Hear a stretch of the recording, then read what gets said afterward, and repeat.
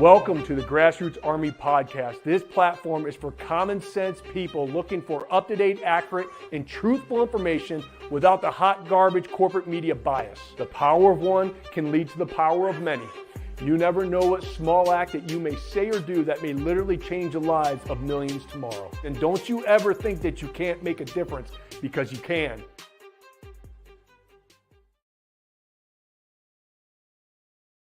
Good morning, my fellow Michiganders. Good morning, my fellow Americans. Welcome to the Grassroots Army podcast. I am, of course, your host, Garrett Soldano. And boy, oh boy, I have some hot garbage for all of you today. Commie TikTok, TikToky, as I like to say, just banned the Grassroots Army channel yet again. This is my third time being banned from TikTok. People are like, why did you get banned? Well, I post over there a lot of school board meetings where parents are standing up for parental rights. And you have to understand, on Commie TikTok right now, you cannot stand up against the alphabet mafia or you get taken down. If you have any school board footage of parents saying, hey, I don't like this stuff being force-fed down my kids' throats. I don't want this stuff in the public school libraries, all the pornographic, sexual, explicit material. You get banned for hate for doing that. And then the icing on the cake was the video that I shared on the platforms yesterday of the old interview of me talking to a gentleman about the tyrannical lockdowns and everything else. So I'm going to show a clip of that, not the whole thing because it is a little long, but I'm going to show a clip. And what's comical is TikToky is the most tyrannical platform as of right now. It really is. Facebook's got a little better. YouTube, still not great, but you can't talk about election stuff on there. But TikToky is just really bad. You get clipped for everything. Even Dr. Phil got his video clipped with President Trump, and he was on Twitter talking about it like they took our video down. So it happens, and it's happening all the time. So yeah, they got their thumb on the scale of a lot of things still, but they took us down for sharing this video. So let me bring it up right now. Here we go. So folks, I want to move this discussion on to our guest, Gary Soldano. You know, when we're talking about harnessing local grassroots, local government, sheriffs, county commissions, when necessary and when possible, state legislatures and governors to push back against violations of the Bill of Rights, I think of a guy like Gary Soldano, because Garrett has really gone through and has now experienced firsthand both ends of the tyranny, the COVID fascism, and then now the First Amendment fascism, where literally if you hold certain views the government doesn't like, they'll come after you. Garrett's a practicing chiropractor, but he's more well known recently for starting Michiganders Against Excessive Quarantine as the co-founder of the organization that turned into Stand Up Michigan to fight all of these unconstitutional edicts we saw last year. They had over 400,000 followers. It was pretty much the best grassroots organization I've seen to fight this just gross violation of the Constitution. And then a couple days ago, he was paid a visit by 2 FBI agents because someone said Garrett is an extremist. And I was thinking, are we living in Stalinist Russia? What is going on here? So with us today is none other than Garrett Soldano. Thanks so much for joining us today. Hey, Daniel, thank you so much for having me. It's been an interesting year, that's for sure, for all of us. It really has been. It's amazing. It's all happened in that year. You go back to January 19th, 2020. I know we had profligacy, we had hedonism, we had out-of-control debt, regulations. I don't think we ever envisioned the notion that a government could force us to wear a mask the rest of our life, could make children kneel under their desks and put on masks for 7 hours, could criminalize free speech and freedom of assembly. But I really got goosebumps when I heard your story on Saturday. So that was the interview, and you can find that. It's still up on all other platforms. Doing just fine, by the way. There's no hate. There's nothing. And when you get banned off it, you can't even appeal it. It's just gone. Just gone, like you never existed. And it's frustrating. Don't get me wrong. It pisses you off. It's horrible when it happens. And it's like Groundhog Day with me because I just won't give up. All right. I just won't. I've been deplatformed so many times, off Facebook, off YouTube, off commie TikTok. It never ends, but it's fine. I'm used to it, but it does take a tremendous amount of work to get a following of 100,000 people. It's like a year and a half. And for it all to be over, just like this, like a blink of an eye, it is very frustrating. I bang my head against the wall constantly, even thinking about it. However, I won't quit. So I just started a new one called the Grassroots Army. And so I included in the description the link if you're on Commie TikTok, and we're going to talk about why I'm over there. Go in there and give me a follow because I need to grow that again because we are getting the information out, and I will continue to navigate the algorithms and getting deplatformed and everything else because I'm just not going to quit, folks. You know me. I'm not going to let up when I believe and know that what we're fighting for is right and it's true. And so that's why I'm on TikTok, is because it is a very popular platform. President Trump just got on TikTok and he blew President Biden's little TikTok out of the water. I don't know what President Trump's up to right now currently, but his first video I saw, I think yesterday, was like over 85 million people. And the reason you have to be on these platforms, even though they hammer you, is you have to reach the majority of your population. The young people are going to take over with the voter age on who is going to be voting in the majority of the elections. I think in the next year or so, they're saying like that generation is going to be over 50% of the voter base. So you have to get on those platforms and you got to share things. If not, you allow the other side to win. People are like, you got to get on Rumble. You got to get on Telegram. I'm on those, right? But those platforms don't explode like TikTok and X and Facebook and Instagram because not a lot of people on them. The only people that are usually on those platforms are your own echo chamber. And it's really easy to go on there and feel good about yourself. But the battle happens where there's a variety of different people and conversations going on. So somebody just asked, are you on X? Absolutely. You find me on X, type in Grassroots Army, all right, and you'll find me. And I'm over on there. And we've been trying to build that platform for a while. It's slow going when you start from nothing. And so, yeah, we're everywhere, but you have to be everywhere so you can constantly put out the narrative that they're putting out against what we're trying to do in this country. So you have to get on these platforms. And I always find it comical that people are like, you shouldn't be on TikTok. What kind of conservative are you? And they comment on Facebook. I'm like, so you're utilizing the very platform that deplatformed conservatives, censored the Hunter Biden laptop, right? And you're commenting. So it's kind of funny when people utilize the very tyrannical platforms and call you out on them for using another one. So I'm going to continue to build these things because I think it's very important. And I like how TikTok's platform is structured. I don't like their algorithms. I don't like the leadership, obviously, but I do like the way you can get your messaging out, which is pretty important. So if you're on Commie TikTok, the description in there, give us a follow. It's called the Grassroots Army now. And then you'll see me start to build this thing over there again for the third time. And I just won't quit. Okay.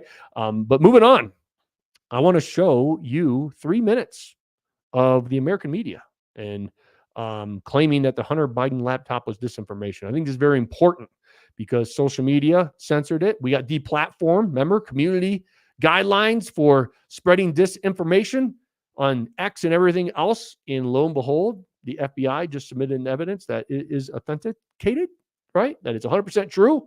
So I like to remind everyone what the corporate media was saying back then about it because they're hot garbage. Here we go.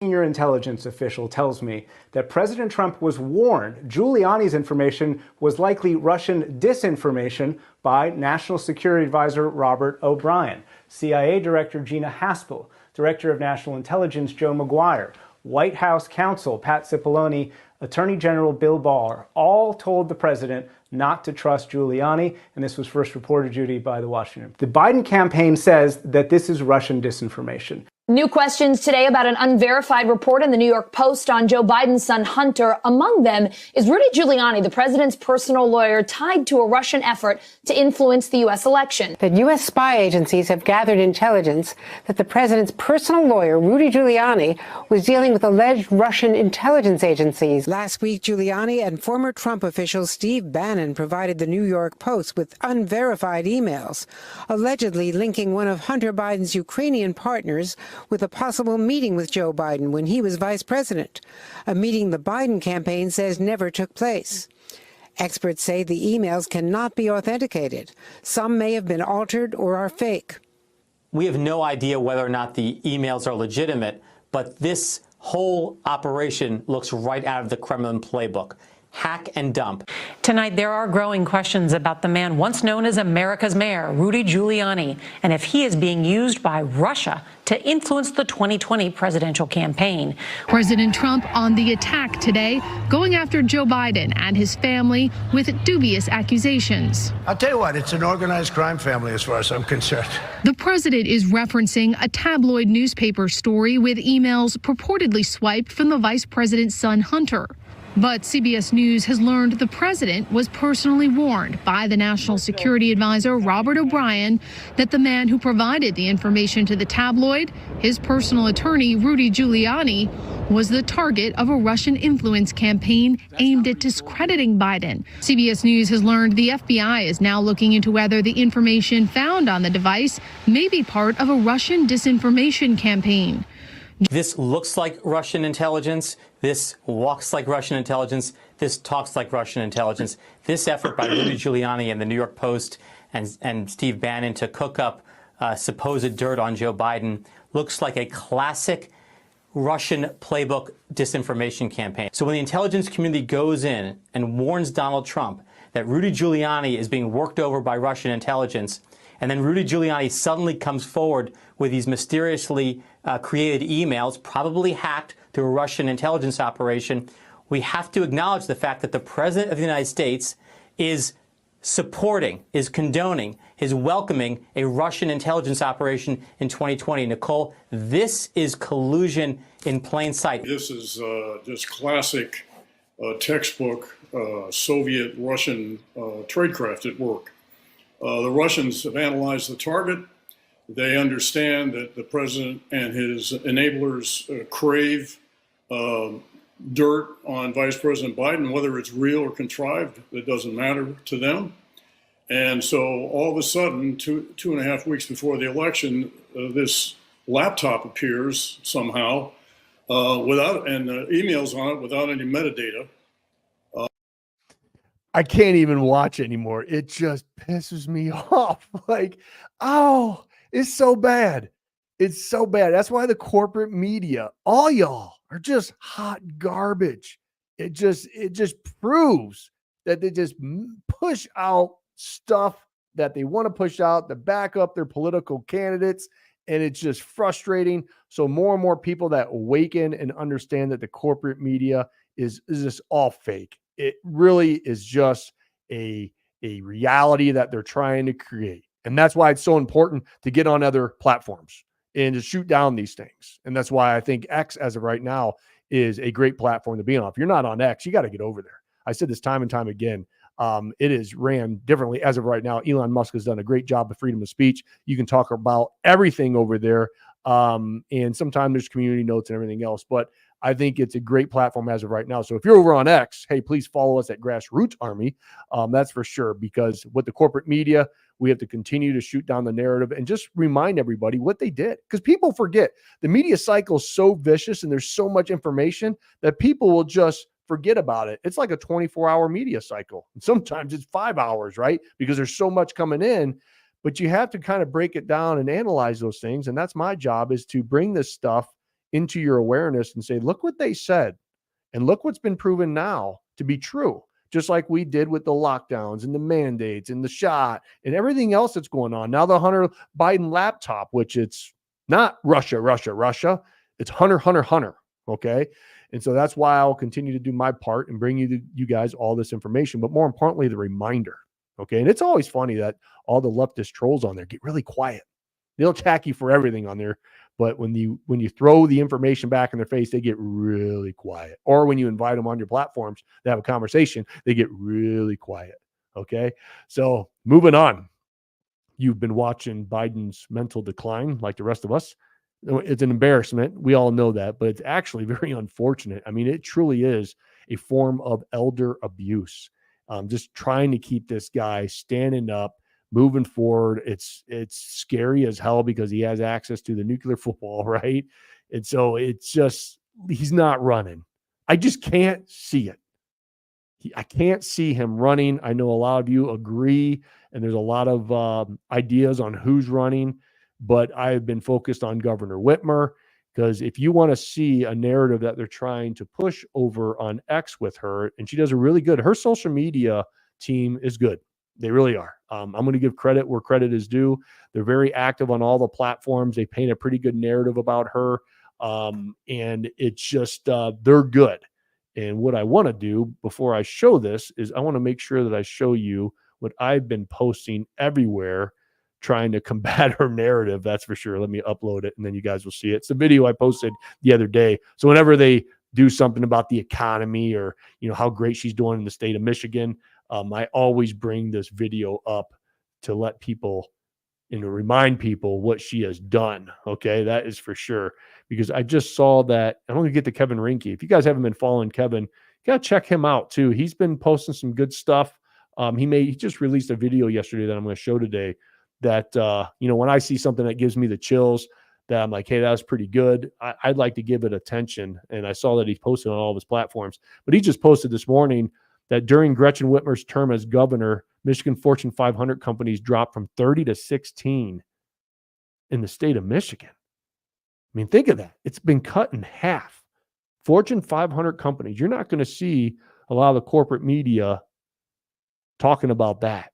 When you're losing half of your Fortune 500 companies, what's that say for jobs and policy in the community? Obviously, he says we need to fix Lansing, and I agree with it. But let's move into right now what Governor Whitmer's Twitter feed looks like.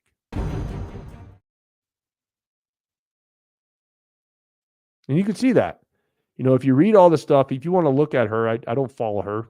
I refuse, but I'll go and look at her timeline. They build a pretty successful narrative on how great Michigan is, on how it is all sunshine and rainbows here in the state of Michigan. And they're prepping her. They really are. They're either prepping her for an announcement or a run, maybe VP, but they're prepping her for something. If not this time around, the next presidential election. I mean, they really don't have anyone else in their bullpen. And so what I've been doing is every time they post something, let me try to find it, I've been posting this in the comments. So Garrett Soldano has become a troll. Let's see if I can bring it up. Masks are very important.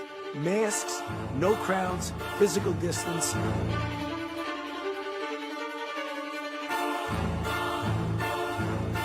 Michigan Governor Gretchen Whitmer forced to apologize for failing to follow her own restrictions that limits tables in Michigan bars and restaurants to no more than 6 people. We have specifically not gone forward and penalized businesses that are trying to do the right thing. We still have very strong measures to keep people safe.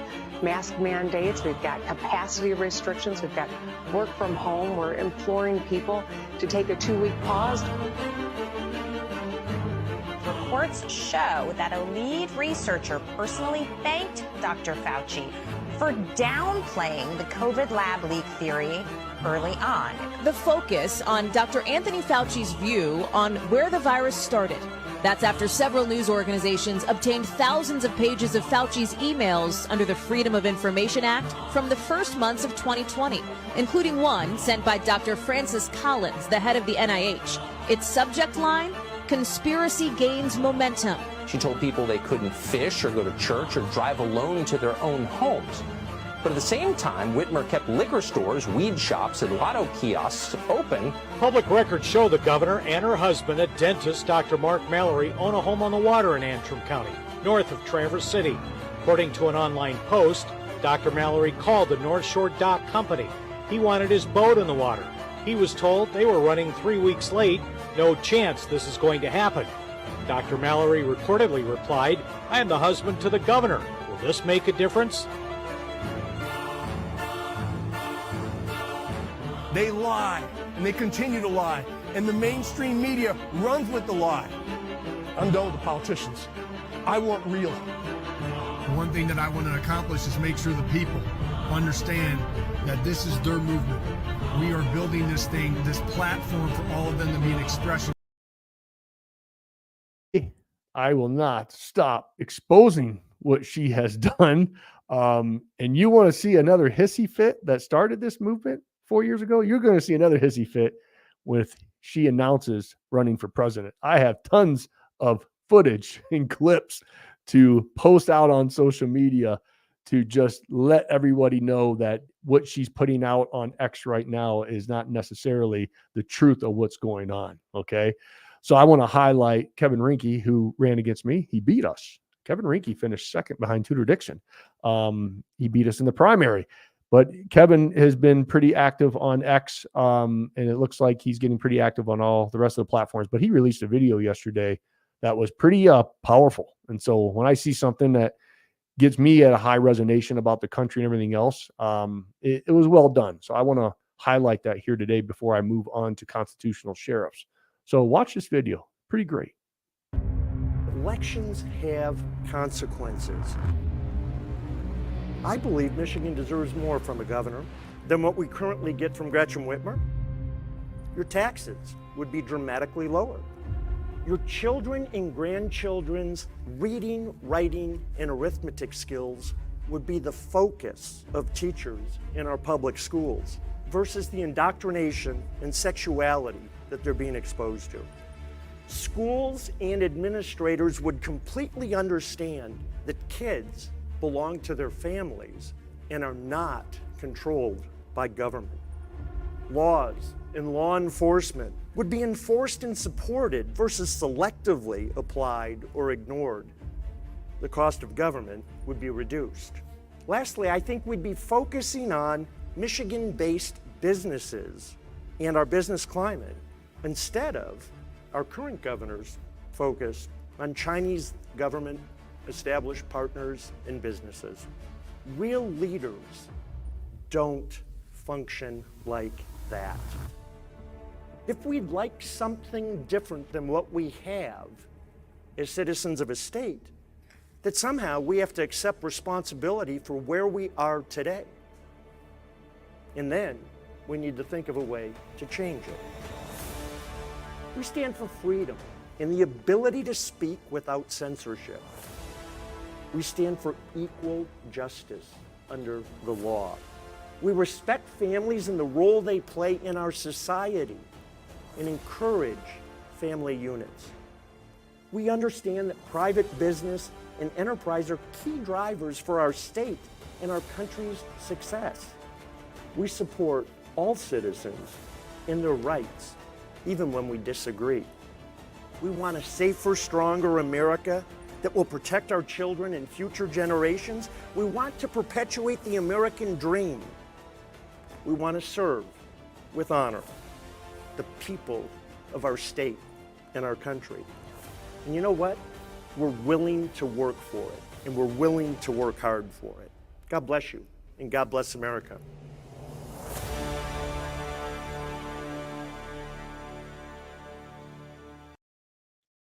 Man, that just gave me the chills. It really did. The video was very well done. So shout out to Mr. Kevin Rinke for not only a fantastic speech, but also a fantastic, very powerful video that they put on. And that's what we need to continue to push out is what America should be like. And we need to talk about those things. I mean, everything that he said in that video is 100% spot on. And it's powerful. So kudos to him and his team for doing that.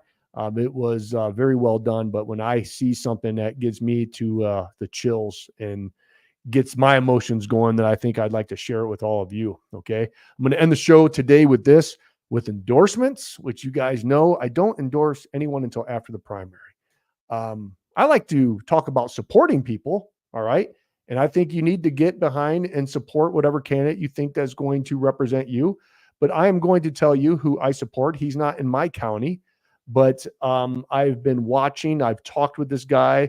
I actually sat through with him talking about the Constitution with me personally. When I announced my run for governor, he called me up and said, hey, I'd like to have a conversation. So I went out to Hillsdale County and sat down. And I think, I forget for how long, but we spent a few hours, and he was just going through the Constitution and really explaining things to me, which meant a lot. Okay. Because I was very to be quite honest, I was very ignorant on a lot of things with government and how government works and functions at a very specific level when I first stood up. I just really didn't. And then I got a crash course very quickly within that first couple months. And a lot of people shared a lot of great information with me. And John Rutan was one of them. Okay. And John is running for sheriff in Hillsdale County. And I support John, because here's why I support John and other people who you should look into is anyone who's going to stand for that little piece of paper called the Constitution. We saw how important constitutional sheriffs were during the pandemic. So you want to make sure that you're backing the people who will stand up for your rights, even when state government or anyone else, federal government, comes in and tries to strip you of those rights. The constitutional sheriff is probably one of the most important, if not most important, person in elected politics. And so you have to get behind those people, and you need to hold those folks accountable and ask them the tough questions on what would you do, or what did you do? Did you submit? Did you give in? Or did you stand up at that time? Because that still holds weight with me, is what did you do in 2020? And I know John, and his family personally, he stood up. And so, again, I won't endorse anyone, because I think endorsements, I don't believe in them. I really feel that we, the people, should do our own due diligence and listen to people, but don't just follow what other people follow and endorse other candidates who are endorsed. You have to do your due diligence now. But I will point out people who I believe that will represent you, and I support John 100%. And so if you're in Hillsdale County, if you don't know John, go up and have a conversation with him. And you'll be surprised not only on how personable he is, but also how knowledgeable he is with the Constitution. So I support John and many other constitutional sheriffs who are running right now. And I wish you guys all would just do your due diligence, ask the tough questions, find out who's going to represent you, especially that piece of paper called the Constitution, and get behind the folks who are going to do just that, and support them not only with sharing their content, but also donating to their campaign and showing up at speaking engagements and having those conversations. I think it's critical. And so one of the most important positions that you're going to elect someone into is that constitutional sheriff. So do your due diligence and get involved. Okay. So John Rutan, I support you, brother. Thank you for everything that you've done for me and for your support. But not only that, but for your knowledge and your heart for this country. John is 100% a diehard American patriot, and I support you. Have a great day, everyone. God bless you. God bless the state of Michigan. Of course, and always, God bless the United States. Until next time, have a great weekend.